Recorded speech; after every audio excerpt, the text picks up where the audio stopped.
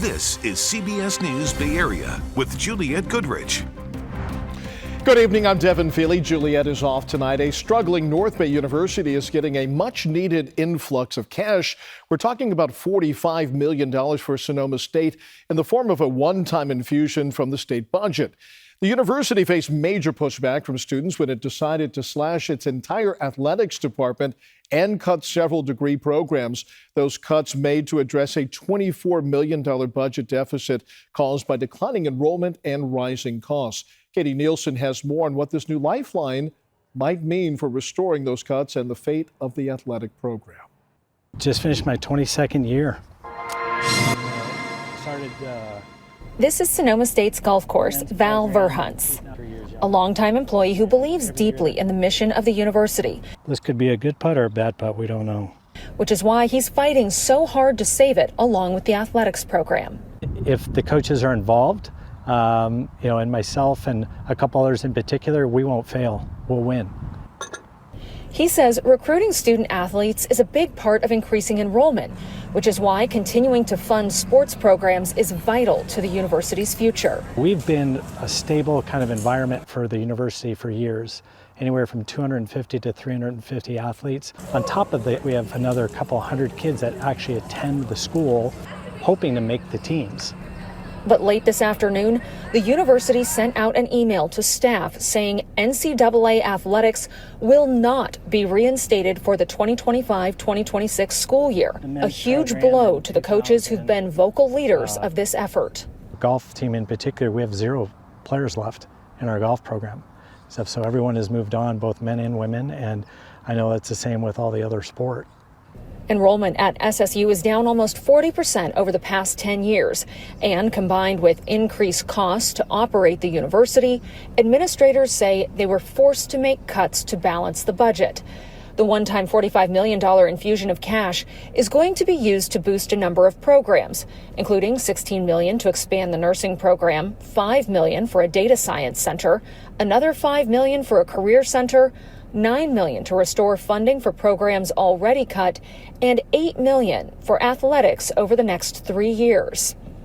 In addition to the athletics program being cut, many students say the possibility of their degree programs being eliminated led them to transfer away, creating even more enrollment issues.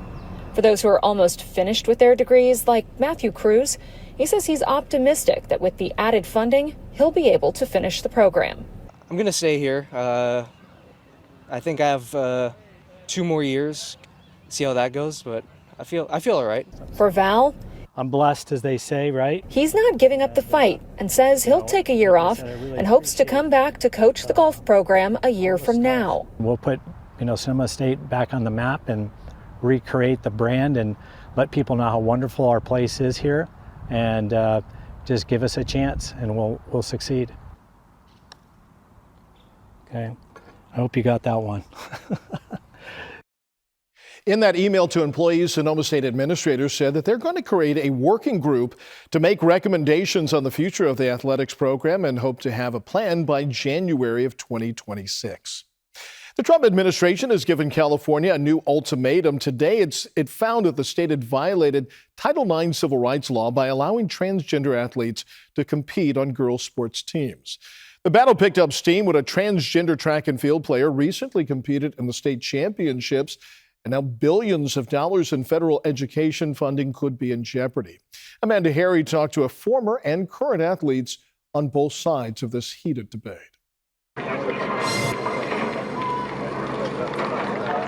The federal government is giving California 10 days to ban transgender athletes in women's sports and strip them of their awards. A new chapter in the battle over transgender rights.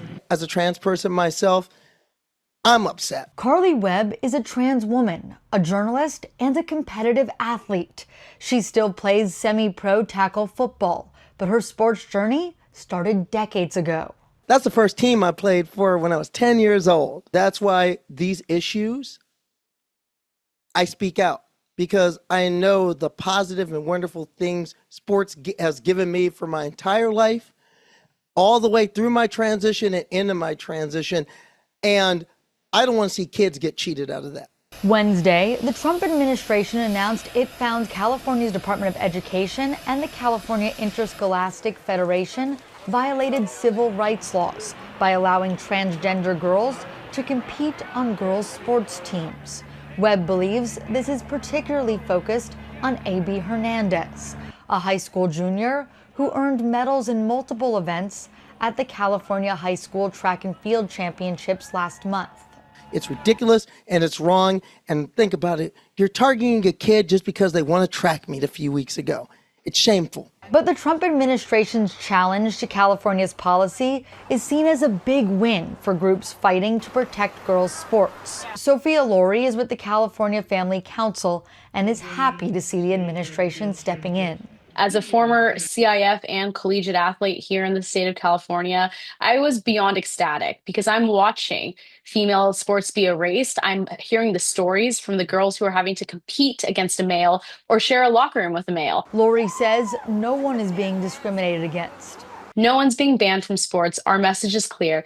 Males have to compete in the male category. Females have to compete in the female category. Everyone has the opportunity to compete and to try out for the teams and sports of their choice. It just has to align with your sex. The case will likely wind up in the courts, but Webb says she's confident California's policy will win. In every state that has undergone a challenge in a federal court, what the Trump administration is trying to do now, it's lost. Hopefully California does the same. And in fact, from what I hear, they are doing the same. Take them to court because the record shows this doesn't hold up. The California Interscholastic Federation did try to find some middle ground when it changed its rules to allow cisgender athletes to share the podium if they would have lost a medal to a transgender athlete. Meanwhile, the state is not budging on its position today. Governor Gavin Newsom responded by saying it wouldn't be a day ending in Y without the Trump administration threatening to defund California. Now, Secretary McMahon is confusing government with her WrestleMania days, dramatic, fake, and completely divorced from reality. This won't stick, the governor said. Stanford Medicine is ending gender-affirming surgeries for patients under the age of 19 years old. This comes amid the Trump administration's efforts to restrict this type of medical care. Stanford Medicine tells us this was not a decision that it took lightly and understands the impact on patients and families. Stanford Medicine becomes the second healthcare provider in the state to do this after Children's Hospital in Los Angeles. And this just in, firefighters acting quickly to stop a 3-acre vegetation fire in Contra Costa County. It's burning along Kirker Pass and Hess Road, about 20 minutes south of Pittsburgh. You can see a little bit of smoke coming from the hills on this alert wildfire camera. Con Fire and Cal Fire are both on scene. They say that forward progress has been stopped. Officials say it was sparked by a vehicle crash within the last hour or so. San Jose police have made a quick arrest in a deadly stabbing. They say that 44-year-old Bowie twin stabbed 2 men inside of a home on Alvarez Drive last night. One of them died at the scene. Detectives say the men were involved in a shouting match before the stabbing. Now, police say the other victims' injuries are not life-threatening. This is the city's 12th homicide case this year. Police in Oakland, along with county and federal law enforcement, are asking for help finding 20-year-old Heaven McGee. The city is offering a $10,000 reward for information that helps lead to her being found by investigators. Investigators say that she was last seen on January 17th on her way to Hayward and that she may be the victim of human trafficking. Her mother talked today, asking anyone who might have seen anything to come forward. Heaven was a genuine person who would never leave her family. I will never stop searching for my baby until I know exactly where my daughter is. Investigators say that Heaven may be in Stockton or Lathrop and that she is also known to hang out in San Jose and San Pablo. Anyone with information is asked to contact the OPD Missing Persons Unit at the number at the bottom of your screen. A nasty multi-vehicle crash on 680 this afternoon in San Jose. You can see a dark Toyota Tundra pickup straddling the center divide there. The bed of the F-250 completely crumpled, and the back of a white Nissan Altima also smashed. The crash caused a big traffic backup. There's no word yet on what caused that crash or the nature of any injuries. First responders from multiple North Bay agencies helped rescue a driver after the car went over the edge of a cliff in Sonoma County this weekend.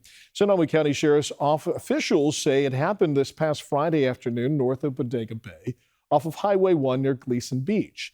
Video from the sheriff's office shows the driver being lifted from the vehicle by a helicopter after plunging some 80 feet over the cliff's edge. Crews from the Sonoma County Sheriff's Office and the fire department, along with the Monterey Fire District, California State Parks, and the CHP all helped with that rescue. The driver was taken to the hospital by a waiting ambulance. The CHP is still investigating the cause of that crash. And still ahead here at 6, the Valkyries are taking on the New York Liberty tonight. We're going to have a live report from Chase Center as fans get ready for a showdown against the defending WNBA champs. And the torch is on the move. We're going to check out law enforcement's torch run, raising money and awareness for the Special Olympics.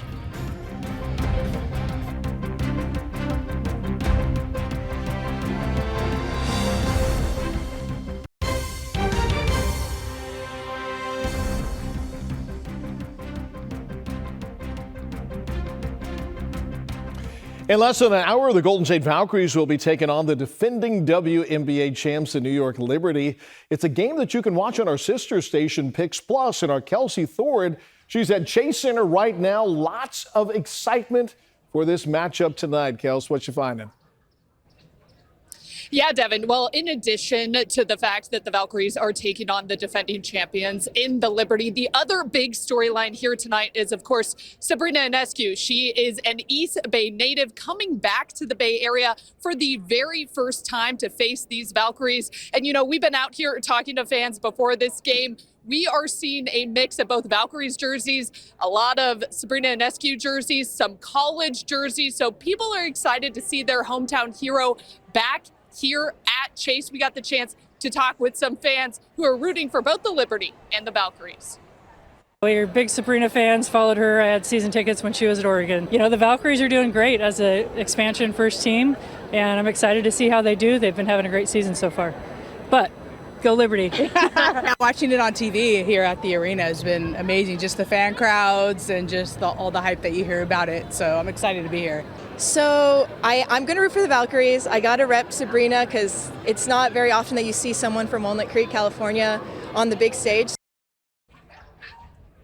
You know, Devin, it's fun to see this game. It's very similar to what we saw when the Valkyries faced the Indiana Fever and Caitlin Clark. There was a lot of hype around seeing Caitlin Clark for the first time at Chase Center. It is equal, if not more, tonight for Sabrina just because she is the hometown hero here. We actually met some people that played against her in high school. So a lot of excitement going into this game. But of course, so many people still hoping that the Valkyries pull out the win in the end. All right, thank you so much, Kelsey. One of the best players in the league and homegrown as well. Thank you so much.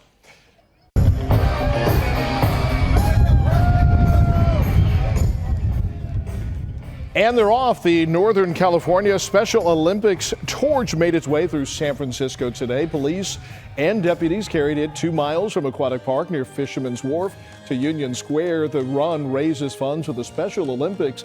The torch still has a long way to go before it reaches its final destination in Santa Clara. This torch represents unity. It connects every person, city, and team taking part in these games. It symbolizes the idea that everyone belongs and that no matter your path, you are part of something bigger. The torch has now been passed down to San Mateo County law enforcement. The Special Olympics will be held at Santa Clara University this weekend. The opening ceremony is this Friday. In Hayward, a shelter for domestic abuse and human trafficking victims is expanding. Betty's Village now has 42 more beds in a tiny home available for new residents. The nonprofit Restorative Pathways says a typical stay ranges between 60 days and 6 months, with the goal of helping residents find permanent housing at the end of their stay. The nonprofit also says that each of the 8 new tiny homes is a space where people can heal and find a fresh start. Nobody wakes up and says that they want to come to a shelter, but when that is their only option, we want to make sure that this is the best option that they have available. Betty's Village also has a 24-hour community center on site, which includes a center for case management and trauma recovery center. Free Furniture Friday is back in the East Bay this week. Habitat for Humanity is hosting the event at their Concord store on Diamond Boulevard. Attendees can nab a number of free home goods, including rugs and couches and lamps and other household items. The store is looking to offload what they can to clear space for new inventory.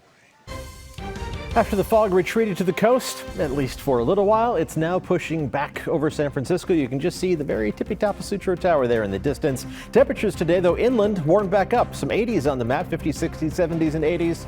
That's pretty much typical late June stuff. We'll talk about more of a warm up for the end of the week coming up in First Alert Weather.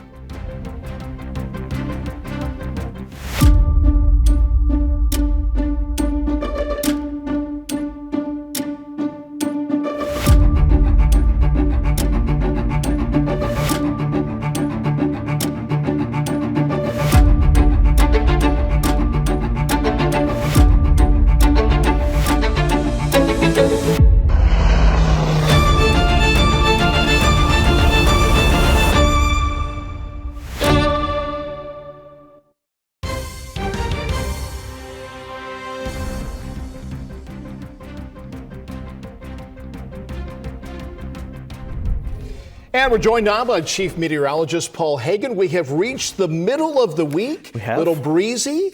A little bit still today. A little foggy in some areas, Yeah. but a little bit warmer for the back half. Right, so not climbing the other side of the temperature roller coaster. It's not going to get crazy hot anytime soon, but just a gentle warming trend over the next couple of days. Let's talk about the details here, and we'll look at just the big picture pattern of how things are going to shape up across the entire state. This is a representation of today's temperatures, the usual assortment of colors with the cooler readings at the coast and the hottest temperatures in the Central Valley. It's going to be a similar pattern on Friday, but look at how the heat intensifies to the Central Valley, and you can really see how it is contained by the terrain barriers around the Central Valley. Oftentimes we talk about the fog overcoming the terrain barriers and making its way farther inland. In this case, on Friday, we're talking about the heat overcoming some of the terrain barriers farther to the east and making its way towards the Bay Area. The exception to that, though, is at the coast. A very slight warming trend there, but it's not going to be too dramatic, which is kind of what you're expecting at this point in the month of June. After today's high temperature of 60 degrees in San Francisco, the average high so far this month has been 62.4 degrees on a day-by-day basis,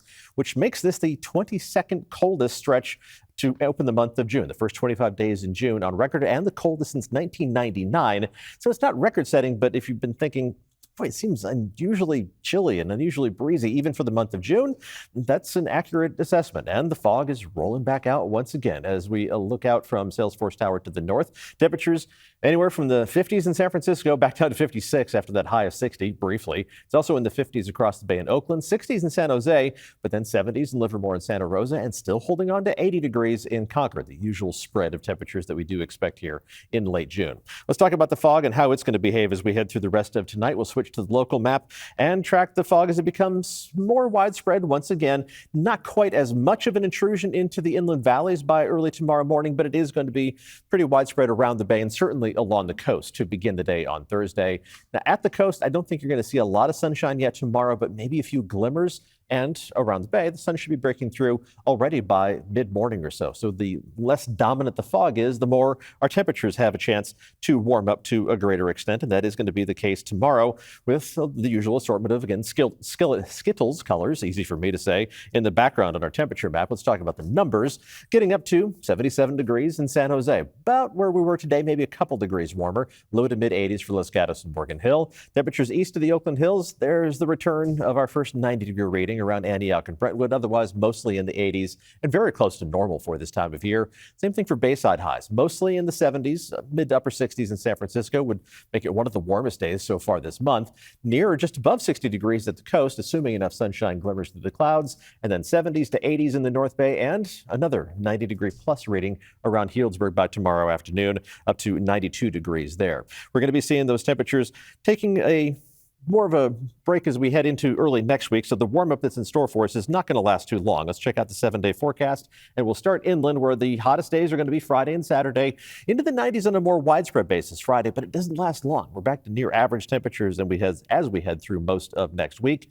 Bayside temperatures go up and down a little bit, but the closer you are to the bay and the coast, the more consistent the temperature pattern is going to be. A brief kind of baby warm-up in store by Friday and Saturday. And at the coast, well, hardly any change to your temperatures, but what you are going to see by Friday and Saturday is more sunshine. One more day in the June gloom, and then a little bit of early summer sunshine for Friday and Saturday. Devin? All right, thank you, Paul. When we come back, the Coast Guard's tallest ship is docked in San Francisco for the first time in 17 years. How you can get a look, and here's what's ahead on the CBS Evening News. Tonight, the drive to Tehran. Our colleague Imtiaz Tayeb takes us into Iran. How has the war with Israel changed the country? And what comes next? Tonight on the CBS Evening News.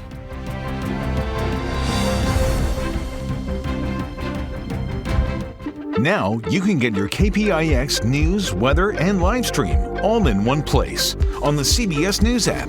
Download it free today.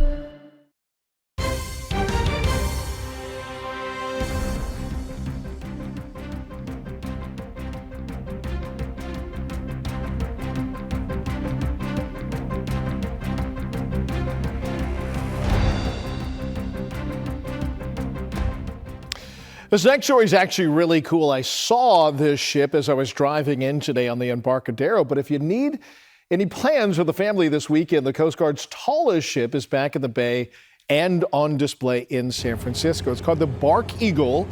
It's in the Bay Area for the first time since 2008. It is 295 feet long. It has 3 masts that have over 22,000 square feet of sail, 6 miles of rigging.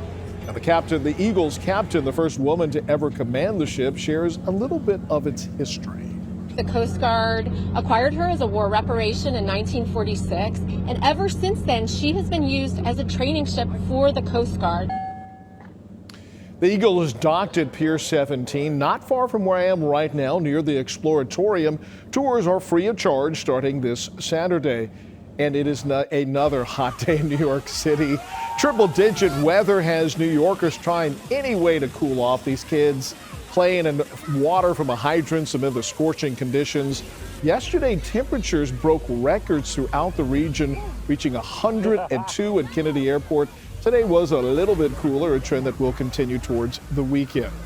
And right now, you can turn over to our sister station, Pix Plus. The Golden State Valkyries are taking on the defending WNBA champs, the New York Liberty. Our coverage is starting at 6:30 on 44 Cable 12.